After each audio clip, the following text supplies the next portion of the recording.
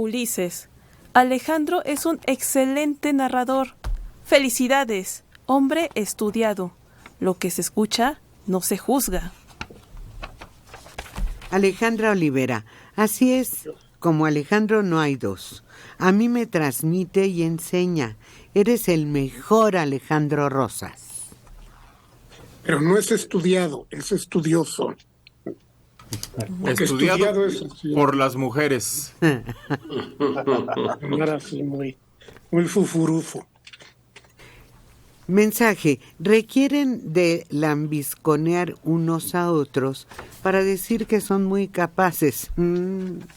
No, mire, para acabar rápido, ¿sabe para mí por qué Alejandro es el mejor? Pues porque es el que está aquí. El día que llegue otro, ese será el mejor. Así se resume eso. Es la prueba del ácido. Claudia Venegas, entre Mario y Alejandro platican la historia tan rico que los datos se quedan en la mente. Recuerdo un programa en donde hace poco contaron un pasaje revolucionario y fue magistral. Francisco Gil Dolores, de Atizapán de Zaragoza, 63 años. Me uno a las felicitaciones que hizo Manelik a Alejandro Rosas. Yo he aprendido mucho de él y me hubiera gustado tener un maestro de historia como él. Ya sé que no es maestro, pero para mí sí lo es. Un saludo para todos los integrantes de la mesa. No, si es maestro y barco, cállese. Henry García. Pero mi barco se llama Titanic. Se hunde a medio curso. José Luis Moncada Tapia, de 58 años, en Miguel Hidalgo. México está cada vez más dividido, por desgracia. Y recordemos que de las mayores derrotas del país, aún antes de ser México, fue con los españoles, y la segunda fue la pérdida de la gran parte del territorio del norte, llamada Texas. No permitamos que un dios de barro nos esté dividiendo, ya que hay tiempos electorales en Estados Unidos y un loco candidato amenaza con invadir México. Que nuestro próximo presidente, su mayor cualidad sea unir al pueblo mexicano.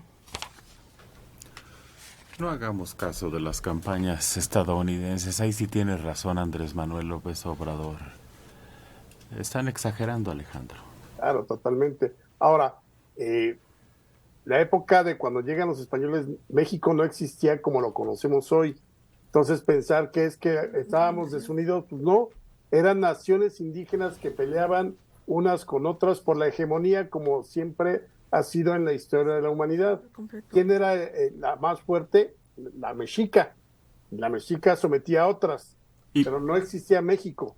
Ya cuando México ya asume su independencia o alcanza la independencia, entonces sí, ahí sí son ejemplos de la desunión nos llevó a perder la guerra contra Estados Unidos y otros conflictos. Pero antes de eso no.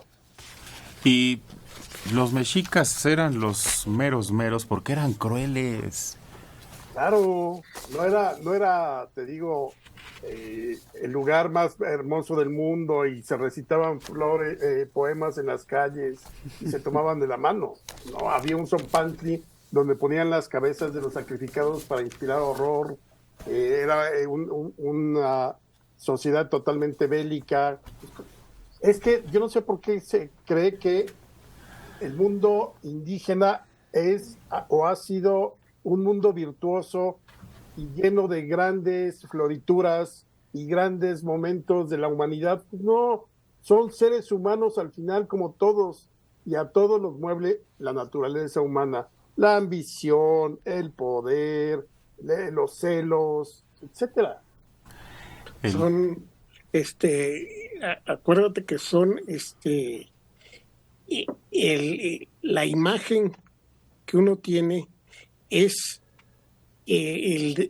la historia oficial sobre todo, tiende a pintar de color de rosa todo el pasado. Por eso. Explicarlo en términos políticos actuales. Claro. Cambio, la vida en la época de imperio azteca o el imperio mexica era breve, brutal y aburrida. Pues ustedes no estarán de acuerdo entonces con lo que dijo el presidente Andrés Manuel en la mañanera, que dijo: el México prehispánico no había corrupción. Este fenómeno llegó con los invasores de Europa. La primera fiebre del oro, ahí están los libros del Chilam Balam hablando de la codicia de los invasores europeos. De 85 años en Venustiano Carranza, Marcelina Castro Galván. Manelik, ¿por qué siempre dices que Mario es una persona muy culta? Ayer dijo que una persona era chiapaneca por chaparra. ¿Eso es cultura? Además, él siempre usa una risa muy sarcástica. ¿Qué es eso? Ninguna de las dos cosas descalifica mi cultura. Exacto. El chiapaneco es una broma que me acuerdo desde la preparatoria, se le decía así en broma a los chaparros, es un chiapaneco. Y ninguna cosa está peleada, por favor. Estimable, ¿no? Es decir, era de cariño el chapis, chapaneco. Ponga atención en los datos, en los análisis. Es broma, es una broma. Si no entienden bromas, están fritos. Pero sí te pasas con tu risita sarcástica. Eso sí, esa sarcástica ni yo la aguanto. José Manuel Martínez Sánchez, 65 años, Benito Juárez. Ahora que hablan de los personajes ficticios de la historia, recordé una película de Rafael Inclán llamada El héroe desconocido, en donde Inclán inventó un pariente suyo que fue un héroe. No obstante, el supuesto héroe jamás hizo una hazaña. El objetivo de este personaje era dar a conocer un pueblo que no era ubicado en el mapa. Pero fíjate, ese es el mejor ejemplo de cómo el mito ayuda a unificar o a crear identidad, porque la novela y película del héroe desconocido gira exactamente en torno de este personaje ficticio que logra que la gente del pueblo se una para crear una estatua incluso, es decir, genera unidad por un bien común. Y ese es el asunto. Los mitos son para eso. Por eso el gran historiador Zunzunegui tiene un libro que se llama Los mitos que nos dieron identidad. Nos van formando. Nos van dando una idealización de los héroes.